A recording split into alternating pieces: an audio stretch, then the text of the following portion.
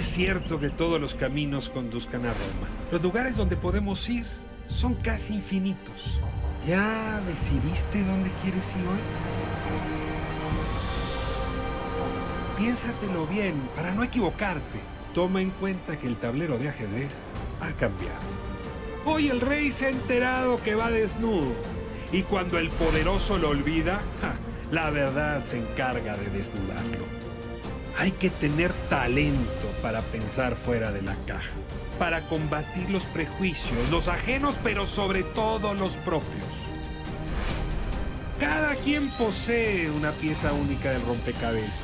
Por eso intentamos dialogar, para armarlo juntos. La palabra nos libera y la conversación nos empareja. Aquí no hay lugar común. Alberto Ruiz Sánchez, me da muchísimo gusto tener aquí al mejor poeta de la prosa mexicana, déjame decirlo así. Eres un investigador también. Eres un caminante, un andante, un flaneur, dirían en Francia. Se te ve caminando por la ciudad con frecuencia. Y después de esta tragedia que nos golpeó a los chilangos y a otros habitantes del país, déjame preguntarle al andante, al caminante, al flaneur, ¿cómo ha vivido tu piel estos días? ¿Cómo estás? ¿Cómo tus ojos han reflejado esta ciudad? Bueno, primero como todos, ¿no? Después buscando... ¿Como todos es con miedo? ¿Como todos es menos temiendo? miedo. No sé, a mí me viene... Tuve miedo el segundo y el minuto que se alargaba y el otro minuto que no paraba, porque ya sabes que en las zonas blandas el tiempo crece, el tiempo del temblor crece, las ondas se multiplican y el tiempo crece. Pero miedo, no sé, curiosamente me dio miedo por los míos, ¿no? ¿Dónde están? ¿Cómo están? O sea, Porque, más que tú, los tuyos. digamos, yo estaba ahí, yo estaba vivo, ¿no? Pero el tiempo, la dificultad para salir me iba llenando, o sea, los pasos para bajar la escalera y todo lanzándome, impidiéndome hacerlo, me hacía pensar cómo estaban viviendo ese momento los míos, ¿no? ¿Caminaste la ciudad luego? ¿Fuiste a ver dónde había problemas? Sí, ¿Qué hiciste? Sí, ¿A sí, dónde? claro. Bueno, lo primero, ¿sabes qué? Me invadió una rabia, porque yo vivo en un lugar que durante mucho tiempo llamaba Entre la Gloria y el Paraíso, que era el Cine Gloria y el Hotel Paraíso. El Hotel Paraíso es un hotel de paso, muy tranquilo. ¿Y el Cine Gloria tuvo algún y el tipo, Cine una Gloria... cartelera que era como de paso? Sí, dicen que la gente iba de uno a otro en algún momento, ¿no? Pero el Cine Gloria fue destruido por un terremoto. Y después hubo ahí una discoteca que se llamó El Cine, que fue maltratada por otro terremoto. Y después, cuando se lanzó el Bando 2, se construyó ahí un edificio de 10 pisos. Había estado prohibido que hicieran algo de más de 3, 4 pisos. Ahí, justamente en ese terreno donde... No es el único, 4 terrenos alrededor se cayó todo. ¿Y ahora? Ahora hay un edificio de 10 pisos. ¿Y cómo le fue al edificio? Y el edificio está todo maltratado, obviamente, la gente asustadísima. Los ingenieros de la compañía les dicen que no hay problema. Pero imagínate, o sea, digo, ¿en qué momento se olvida lo que sucedió en el 85 y las lecciones del 85 para tener la soberbia de que la tecnología te va a permitir hacer un edificio de 10 pisos donde está demostrado que no debe haber más de 5 pisos? ¿Te acuerdas? La lección del 85 era que los edificios entre 5 y 7 pisos ya comenzaban a vibrar de una manera que si una vibración terminaba, antes de que terminara la otra, el chicotazo doble destruía el edificio. El documento que publicó antier Víctor Cruz Atienza, de Sismología de la UNAM, nos dice que va a venir un terremoto que está esperando, que lleva 60 años acumulando energía en la placa de Guerrero, y que el efecto, lo que nos enseña el 85 y el 2017, es que los edificios de más de 4 pisos van a tener daños. Entonces, el Bando 2, que es lo que hizo legal construir edificios de más de 7, 8, 9, 10, 12, 15 pisos, sea, lo que hizo legal la corrupción, pensando en corrupción no solamente como el latrocinio inmediato, sino la corrupción de la memoria, la corrupción del sacrificio de la seguridad de las personas por el negocio, ¿no? Ese bando, pues ese es lo que hay que derribar, ¿no? Esta ciudad recibió cicatrices importantes en 85. Y ahora traemos cicatrices que se volvieron a abrir y cicatrices nuevas. Vámonos por partes. Según tú, ¿cuáles serían las cicatrices más relevantes del 85 digamos, en el lienzo de la historia Sí, mexicana? bueno, la línea, si tú ves el mapa de la ciudad, la línea por donde pasaron los destrozos de ese terremoto es distinta, ligeramente distinta a la anterior, porque hay una línea donde sí coinciden, que es la zona blanda de... El exlago de Xochimilco. sobre todo la parte Roma, Condesa y todos sus adyacentes. Pero hubo otras zonas que no habían sido dañadas durante el 85, que fueron ahora. Lo que sin duda es una diferencia abismal es la cantidad de edificios destruidos y la cantidad de gente que pereció en el 85. O sea, el hecho además de que la información fue escondida fue algo tremendo, ¿no? Pero sí fueron miles de muertos más, miles, o sea, yo creo que había prácticamente, no había nadie que no conociera a alguien que había muerto en el temblor. 85 mostró un México que era capaz de una enorme solidaridad, pero al mismo tiempo fue un México muy desorganizado en su capacidad de recuperarse, sobre todo porque recordarás que la relación con el gobierno fue mala. Sí. No hubo manera de hacer que ese esfuerzo conjunto se manifestara. Ese 85 obligó al habitante de la Ciudad de México, y yo diría incluso al mexicano, sin importar dónde estaba, a actuar incluso sin el gobierno, es decir, a volverse un adulto frente al gobierno. Siento que en esta ocasión podría haber sido distinto ambas cosas. Sí, pero el 85 tuvo un disparador, que fue primero ese momento de silencio en el que no había ningún medio de comunicación. Después Sabludowski empieza a recorrer la ciudad y a hacer una transmisión portátil. Y luego hay una declaración del presidente que dice: estamos redimensionalizando la coyuntura, con esa lengua de tecnocracia que no sabe lo que está diciendo. Pero en el momento en que hay una emergencia y un presidente dice eso, la gente sale corriendo a la calle. Ese fue el disparador. Todos vamos a ver qué podemos hacer, ¿no? Porque o sea, ese discurso quiere decir no estamos haciendo nada, ¿no? Esta vez los jóvenes no esperaron ningún discurso, ni esperaron... No hay un detonador. No, el detonador es la polvareda, las imágenes que empezaron a circular de edificios que se habían caído y ir a ver en qué se puede ayudar. Y, o sea, yo inmediatamente, por ejemplo, fui a una farmacia a tratar de conseguir una medicina para mi madre. Y estaba lleno de chicos que estaban comprando todo para el temblor. Déjame frasearlo así. Siento yo una sociedad más madura en esta ocasión. Bueno, más adulta. Es como si hubiera adultos en la calle. sí. Y además, ¿sabes qué? También en el gobierno, por ejemplo, algo muy importante, una cosa que es completamente distinta al 85 y es positiva, es que en el 85 el gobierno expulsó a los 3 días a las brigadas internacionales francesas, porque se estaban convirtiendo en héroes, decían, porque son extranjeros. Pues, ¿cómo es posible? Gente que está salvando vidas, lo sacó el gobierno del país. Yo estuve en el aeropuerto y había un montonal de gente con pancartas que decía: no se vayan, por favor, la vida no tiene pasaporte, la vida no necesita visa, no se vayan, por favor. Fueron expulsados. Esta vez, la ayuda internacional fue enorme. Coincidió con la Asamblea de las Naciones Unidas, con todos los ministros de México allá y muchos presidentes y ministros de otros países. Y eso hizo que al día siguiente del temblor tuviéramos equipo de alta tecnología que no hay en México, ¿no? Por ejemplo, ese equipo que trajo los rescatistas israelíes, en el que a través de satélite y cámaras que perciben color podían distinguir en los edificios quién estaba vivo, ¿no? Por ejemplo, eso es importantísimo. Eso México no lo tiene. ¿Por qué no lo tenemos? Porque eso es de guerra, ¿no? Es un arma de guerra. Esos son lo que nosotros vemos en las películas, que alcanzan a ver los drones para usar los drones. Y eso nos ayudó, eso salvó gente al día siguiente del terremoto. Y eso lo propició el gobierno en lugar de expulsar a los seres extranjeros. Había 77 de Japón, había 60 de Estados Unidos. O sea, había todos con tecnología de punta Ahora, es que cierto necesitábamos, ¿no? que México hoy es un país mucho más global del que era en 85. Sí. En 85 estábamos todavía la modorra proteccionista, que sí hace una enorme diferencia.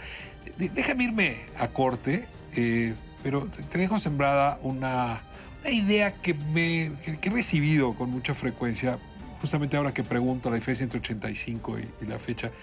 Las redes sociales como una innovación. Sí, por supuesto. Voy a corte y regresamos a hablar de ellas.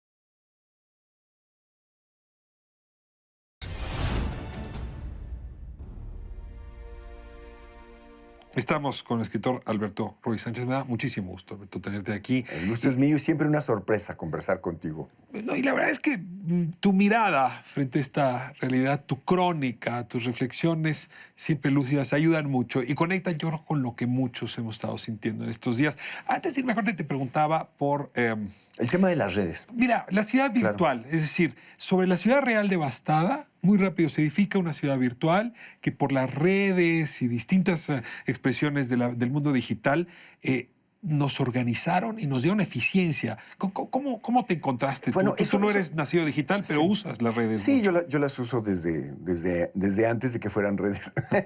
Pero o sea, fue de los primeros escritores que usaron computadora, por ejemplo, en México. En un momento en que éramos dos, ¿no? Pero o sea, creo que fue muy importante. Yo estuve desconectado de las redes porque no había luz ni había internet en mi zona. Y entonces la red de la calle fue la que me daba la información. Y también a través... ¿Te refieres al...? Salir a la calle y preguntarle qué pasa, dónde está, de dónde vienes, a dónde llevas eso, te ayudo. O sea, se cayó el edificio de Laredo y Amsterdam, se cayó todo otro, rodeado, la del Valle. ¿sí? Y entonces las noticias venían en la calle. Y después mis hijos, porque obviamente yo tenía en el 85 la edad que ahora tienen mis hijos y ellos estuvieron, bueno, pues como todos los jóvenes, no durmieron, etcétera, ¿no? Y algo que me parece fundamental es que cayó el 20 de algo que es evidente, y por ejemplo nuestro amigo en común Aurelio Asiaín lo dijo en aquel texto lúcido que escribió sobre la naturaleza del Internet, que la gente cree que las redes son noticia, las redes son rumor, las redes son chisme. Y entonces para convertirse tanto en noticia como en ayuda efectiva, se necesita ser verificado. Y el surgimiento de este grupo que es Verifica 19S es genial, porque era lo necesario y era comprender realmente la naturaleza de las redes. Porque claro, dicen, se necesita tal cosa, ya cuando llega el internet yo lo retuiteo, tú lo retuiteas, y resulta que no, que eso ya no se necesita, que se necesita otra cosa, que es un chisme, es un chisme. Y entonces es un chisme que nos informa, pero al mismo tiempo es ineficiente. Entonces, esta creación de, digamos, no el instituto, sino al contrario, el rizoma de verificación, fue fundamental. 30,000 seguidores en 3 días tuvo esa cuenta. Es una cosa impresionante. Sí. Hay un meme... Lo importante no es la cantidad de seguidores, sino la operación que están haciendo. Fue de una enorme eficiencia. No habría llegado ayuda con la eficiencia que llegó a los lugares que llegó sin ese esfuerzo. Hay un meme que circuló y que hace eco de lo que estás diciendo. O sea, los jóvenes tomaron la ciudad, que no la suelten. ¿Qué te dice esa frase? Bueno, a mí, ¿sabes? Siempre, digamos, el exceso de esperanza me alegra, pero me da miedo, porque la experiencia que tuvimos del 85 es que el movimiento de la sociedad civil fue recuperado por el clientelismo de lo que llaman los vendedores, la economía informal, y que es la red actual de corrupción que sigue actuando en la Ciudad de México, la Asamblea de Barrios, ¿no? Que se apoderan de las casas, todas las crónicas de Héctor de Mauleón sobre esto son clarísimas. Es una familia que además cada uno de los 5 miembros pertenece a un partido distinto. O sea, son más hábiles que los partidos. El 85 dio esperanza de cambiar ese sistema y es innegable, ¿eh? Si hay Está escrito. una fecha en que empieza a moverse nuestro sistema político, hay que encontrarla muy cerca del 19 de septiembre de aquel año. Te pregunto si crees que esta energía telúrica que emergió el 19 de septiembre de 2017 puede transformarse también en un cambio significativo. Y no te ruego que caigas en optimismo o en esperanza No. infundada, pero sí me gustaría escuchar tu Lo será intuición. en la medida en que logremos limitar a este nuevo corporativismo que son los partidos, creo yo. En la medida en que logremos limitar a las nuevas organizaciones que surjan para apropiarse de todo lo que esté vivo y anquilosarlo. La reconstrucción es difícil, ¿no? Si tú ves a estos jóvenes corporatizables, ¿ves estas sí, claro. energías sociales capaces de entrar en un redil de ese tipo? Sí, claro. Las elecciones son el gran veneno de los ánimos públicos. Tú lo viste, por ejemplo, la elección de Calderón. 2 semanas antes la gente decía, no hay por quién votar, no hay por... Vino el Mundial de Fútbol y la gente se pone la camiseta. Dejan de reflexionar. Pierde México, como siempre, y entonces la gente le va al partido latinoamericano de la presidencia. Pierde el partido latinoamericano, no siempre, porque Argentina... Y entonces le va al partido latino, al equipo latino que vaya. Y después, a la semana siguiente, son las elecciones y se comportan como porras de fútbol, matándose un partido con otro. Eso puede suceder de nuevo. Eso Voy a es cambiarte peligrosísimo. el tema, o quizá vamos a regresar al tema de otra manera. ¿Las serpientes sueñan? Bueno, justamente esta esperanza que se convierte en su contrario, pues es el tema de la novela que tienes en las manos. Los sueños de la serpiente, de Alberto Ruiz Sánchez. Aquí está la nueva novela, Alfaguara. Es un texto que merecería un programa entero. Déjame comenzar con el título. ¿Sueñan las serpientes? Sí, por supuesto que es una metáfora de cómo las esperanzas que pueden ser sueños que todavía no son de la serpiente, se convierten en sueños de la serpiente. Es un libro sobre cómo las grandes ilusiones del siglo, las ideas de una revolución, por ejemplo, pueden convertirse en su contrario. Es un libro sobre un hombre que se reconstruye, está tratando de reconstruirse porque su memoria ha sido manipulada, y las dificultades de esta reconstrucción lo llevan a ir recordando poco a poco cómo creyó en una idea que fue muy popular desde los años 30, la idea de que para cambiar una sociedad se justifica matar a alguien, que finalmente es la idea que está en la base, no del estalinismo nada más, desde el leninismo mismo, ¿no? Desencanto con las utopías es el fin de nuestra modernidad. Yo te pregunto, ¿cómo se sobrevive al desencanto? ¿Cómo somos los post-utopistas? Tú eres una generación post-utopía. ¿Cómo se vive? Yo creo que todos tenemos una utopía, porque no puedes vivir sin creer que algo que tú hagas sirve para mejorar. No puedes, o sea, tienes que creerlo, ¿no? Pero al mismo tiempo, no tienes que creer como beato. No tienes que creer con los ojos cerrados. Tienes que creer construyendo y criticando, ¿no? Tú tuviste la suerte de mantener un diálogo muy intenso con Octavio Paz. Y a Octavio Paz le costó mucho trabajo en su tiempo seguir esta ruta de la que tú estás hablando. Es decir, no se alineó ni de un lado ni del otro, siempre estaba ahí en medio. Y ese en medio es una soga muy, muy delgada entre extremos. ¿Cómo te vives hoy? ¿Es posible? ¿Es más fácil que en época de paz no a sentirle a uno, sino a sentirle a los otros? Es decir, jugar con tu propio discernimiento en lugar de formar parte de bloques que luego no hay manera de conciliar con ellos. Bueno, tienes que desarrollar prácticas que son cotidianas, que una de ellas es la práctica de cuestionarte lo que crees todo el tiempo, ¿no? Y de no sumarte. O sea, ahora se usa mucho que la gente que hace opiniones en los periódicos a veces no está diciendo nada o añadiendo nada a la discusión. A veces nada más está levantando la mano y diciendo yo también, ¿no? Yo pienso que eso es algo que hay que evitar, porque no es... La suma es para otros foros, ¿no? Pero donde debes tener opinión, hay que tratar de opinar cuando se tiene algo distinto que decir, ¿no? Se nos termina el tiempo y déjame hacerte las últimas preguntas rápidas de No hay lugar común, con la idea de que responda lo primero que te venga a la mente. ¿Palabra favorita? No tengo favoritos. A mí me chocan estas encuestas de los bancos que te dicen, para identificarlo, díganos cuál es su color favorito, su hora del Pero no hay día. una palabra que te produzca mayor placer. Van cambiando. Sí, ¿Y la de ahorita? No, pues no. La que más detestas, esa sí has de tener alguna. No lo he pensado. Yo sabes, soy alguien que goza las palabras y que les da muchas vueltas, ¿no? Y que además me interesa saber no solamente de dónde vienen, qué significan, sino a qué saben, ¿no? La palabra azafrán, sabe, muy parecido a la palabra azulejo, por ejemplo, ¿no? Prefiero tener azafrán en mi paella que un pedazo de azulejo. Bueno, pero querido. si tienes un fondo de azulejo maravilloso. A ver, el sonido que te produce mayor placer. Yo pienso que el silencio como forma del concierto. Y el sonido que no soportas. El ruido, por ejemplo, algo que no soporto es la moda de poner a todo volumen televisiones encendidas en los restaurantes, ¿no? Me parece moda esa. abominable, ¿no? Es terrible. ¿Detestas más la televisión a todo volumen que esas bocinas puestas en la... Es lo mismo. Es lo ¿no? mismo. Sí, es parte de lo mismo, ¿no? Te planteaste ser escritor desde muy temprano, pero supongo que te habrás imaginado a estas alturas haciendo otra cosa. ¿Cuál hubiera sido ese otro oficio? Sí, bueno, ¿sabes qué? Yo me pensé como escritor, pero no como escritor en función de los libros, curiosamente. Me pensé como alguien que cuenta historias.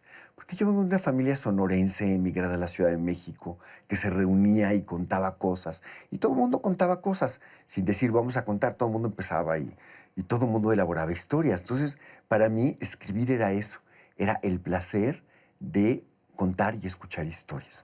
De ahí vino el deseo de contar historias. Y después, cuando ya hice estudios de posgrado, me preparé para ser un investigador en la universidad.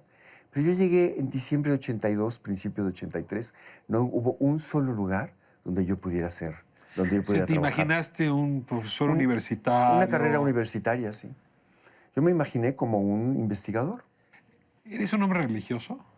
En sentido muy amplio, por ejemplo, si piensas que hacer el amor es hacer de la persona que amas una diosa, sí.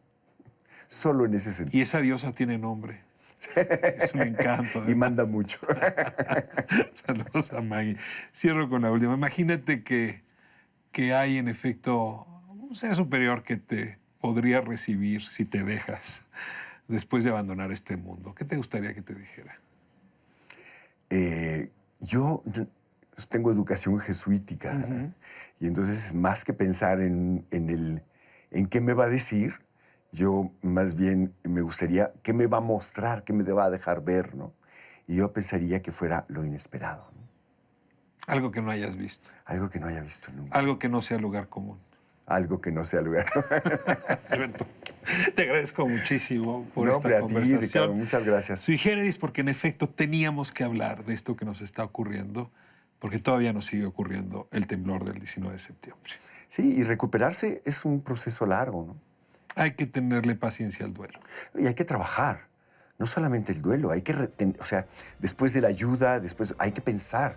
O sea, tenemos lo que, pensando, lo que San Ignacio de Loyola llamaba, al hablar del compromiso social de sus seguidores, un deber de inteligencia. Muchas gracias. Próxima semana, ADN 40, no hay lugar común, 7 de la noche.